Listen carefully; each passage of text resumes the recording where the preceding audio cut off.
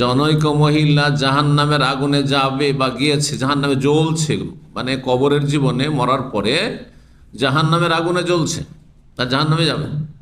স্থায়ী নয়, চিরকাল নয়, একমাত্র কাফের মুশরিক স্থায়ী, নাস্তিক স্থায়ী, মোরতাদ স্থায়ী, একেবারে বেনামাজি সে স্থায়ী জাহান্নামে। ভালো করে শুনে রাখেন, কোনো পাপী স্থায়ী জাহান্নামে হবে না যতক্ষণ তার ঈমান নষ্ট না হয়। ঈমান নষ্ট হয় কিসে? হ্যাঁ, শুধু শিরক।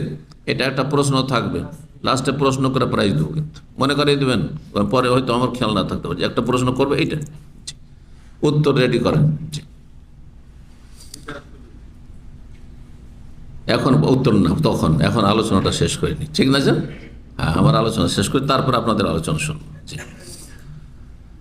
একজন মহিলা জাহান্নামে গেছে একটি বিড়ালের কারণে।